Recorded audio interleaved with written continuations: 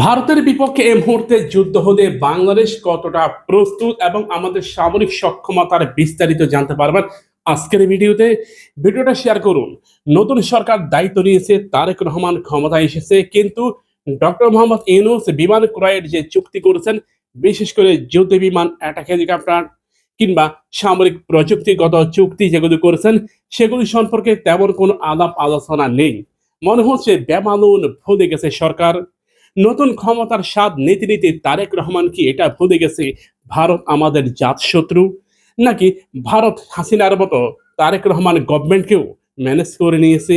আগামী 1 থেকে 2 বছরের মধ্যে বাংলাদেশের সামরিক খাতে কমপক্ষে 5টি পরিবর্তন আনতে হবে। যদি তা আনতে সরকার ব্যর্থ হয়, তাহলে এটা বুঝে নেবেন সরকার কখনোই বাংলাদেশের সঠিক নিরাপত্তা ব্যবস্থা চায় না। তার মধ্যে অন্যতম একটি হচ্ছে আমাদের যুদ্ধ বিমান ক্রয় করতে হবে। এমন রাষ্ট্র থেকে যুদ্ধ বিমান ক্রয় করতে হবে যে রাষ্ট্রের সাথে ভারতের সম্পর্ক তেমন একটা ভালো নেই। আমরা ইরান যুদ্ধে এটা খুব ভালোভাবে অনুভব করেছি যে ইরানের কাছে S-400 মিসাইল সিস্টেম থাকলেও এগুলো তেমন কোনো কার্যকর ভূমিকা নিতে পারেনি। এর কারণ ইসরায়েলের সাথে রাশিয়ার খুব ভালো সম্পর্ক আছে। S-400 কে যদি বলা হয় রাশিয়ার রক্ষা কবচ, সেই S-400 কেন ইরানকে আমেরিকার যুদ্ধ বিমান কিংবা ইসরায়েলের যুদ্ধ বিমান থেকে ন্যূনতম সেফ দিতে পারেনি? এটা বুঝতে হবে মিত্র কোনো রাষ্ট্রের কাছ থেকে সমরাস্ত্র ক্রয় করতে নেই যাদের সাথে ভারতের সম্পর্ক খুব ভালো। আমাদের চোখ যেতে হবে হয় চায়না নতুবা পাকিস্তান। একই সাথে শর্ট রেঞ্জ মিসাইল, যেমন ভারত আমাদের বর্ডার কেন্দ্রিক রাষ্ট্র, এ কারণে আমাদের মিনিমাম 500 থেকে 1000 কিলোমিটারের মধ্যে হলেই হবে। অর্থাৎ শর্ট রেঞ্জের মিসাইল আমাদের ক্রয় করতে হবে কিংবা তৈরি করলে সবচেয়ে উত্তম হবে। যেহেতু বাংলাদেশের মিসাইলের রেঞ্জ 120 কিলোমিটার, এটা দিয়ে নিজ দেশের মধ্যেই যুদ্ধ করাটা বেশ কঠিন। বাংলাদেশ ডিফেন্স সেক্টরকে খুব দ্রুত গতিতে পরিবর্তন আনতে হবে। দেখেন, সাবেক অনেক সেনা কর্মকর্তা রয়েছে যারা চৌকুশ, তাদের মধ্যে যে কোনো একজনকে কিংবা একাধিককে পররাষ্ট্র মন্ত্রণালয়ের দায়িত্ব দিতে হবে।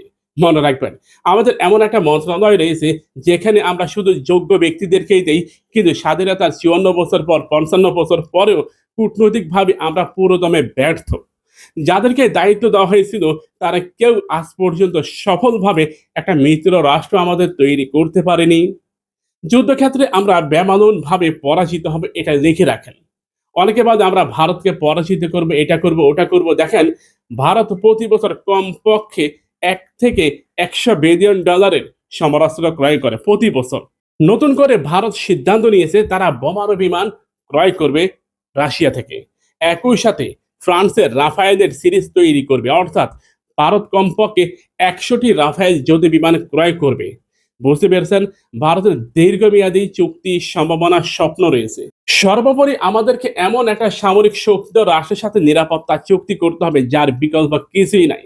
আজকে ইরানের সাথে চায়নার কিংবা রাশিয়ার যদি নিরাপত্তা চুক্তি থাকতো, তাহলে তেহরানকে কখনোই গোরস্থান বানাতে পারতো না কিংবা পরিত্যক্ত শহরে পরিণত করতে পারতো না। আমেরিকা ও ইসরায়েল কমপক্ষে 10 থেকে 12 হাজার বোমা নিক্ষেপ করেছে শুধুমাত্র ইরানের রাজধানী তেহরান থেকে শুরু করে ইরানের গুরুত্বপূর্ণ শহরগুলোতে। এই জন্য নিরাপত্তা চুক্তি খুবই গুরুত্বপূর্ণ। ডক্টর মোহাম্মদ ইউনূস 4টি গুরুত্বপূর্ণ সিদ্ধান্ত নিয়েছেন। এখন সেই মিডিয়াগুলো, অর্থাৎ যমুনা টিভি, সময় টিভি, আর টিভি, বৈশাখী টিভি, হ্যান্ড টিভি, এই গণমাধ্যমগুলো ডক্টর মোহাম্মদ ইউনূসের সেই উদ্যোগগুলোকে ব্যাপকভাবে সমালোচনা করতেছেন। ডক্টর মোহাম্মদ ইউনূস 3টি ভ্যারিয়েন্টের যুদ্ধ বিমান ক্রয়ের চুক্তি করেছিলেন কিংবা এর দ্বার প্রান্তে ছিল। তার মধ্যে একটি হচ্ছে পাকিস্তানের JF-17 থান্ডার, চায়নার J-10C এবং ইটালি থেকে ইউরোফাইটার টাইফুন। কিন্তু বর্তমান সময়ে যখন আমরা যাচাই বাছাই করে দেখলাম, সেই 3টি ভ্যারিয়েন্টের যুদ্ধ বিমান নিয়ে কোনো কথাই নাই, কোনো মিডিয়ার উদ্যোগও নাই। ডক্টর মোহাম্মদ ইউনূসে বিদায় নিয়েছে, এনটিভি চুপ হয়ে গেছে, যমুনা টেলিভিশন এখন আর এগুলি নিয়ে মন্তব্য করে না, ভিডিও তৈরি করে না, কিংবা কাউকে উদ্যোগে আহ্বান করার মতো কোনো কন্টেন্টও তারা ছাড়ে না। এই মুহূর্তে দ্রুত গতিতে 4টি সিদ্ধান্ত নেওয়া খুবই গুরুত্বপূর্ণ। প্রথমত হচ্ছে যে কোনো একটা রাষ্ট্রের সাথে নিরাপত্তা চুক্তি করতে হবে। দ্বিতীয়ত, নিরাপত্তা চুক্তির সাথে সাথে আমাদের কমপক্ষে 4 থেকে 5টি ভ্যারিয়েন্টের 500 থেকে 1000 কিলোমিটার রেঞ্জের মিসাইল তৈরি করতে হবে। ক্রয় না, তৈরি করতে হবে। যদি ক্রয় করতে হয় তাহলে এখানে বিশাল বাজেটের প্রয়োজন পড়বে। একই সাথে আমাদের অ্যাটাক হেলিকপ্টার সামরিক বহরে যুক্ত করতে হবে, যাতে করে ভারত কিংবা মায়ানমার বলেন, যেই বলুক না কেন, স্থল অভিযান পরিচালনার ক্ষেত্রে তারা যেন পুরোদমে ব্যর্থ হয়। এরপর শক্তিশালী রাডার ব্যবস্থা ক্রয় করতে হবে, যাতে করে প্রতিপক্ষের যুদ্ধ বিমানকে জ্যামিং এর মাধ্যমে ভূপাতিত করতে সহজ হবে আমাদের এয়ার ডিফেন্স সিস্টেম। সবচেয়ে বড় কথা হচ্ছে পররাষ্ট্র মন্ত্রণালয় এবং প্রতিরক্ষা মন্ত্রণালয়, দুইটা মন্ত্রণালয়ে বিপুল পরিমাণ ভারতের রয় রয়েছে।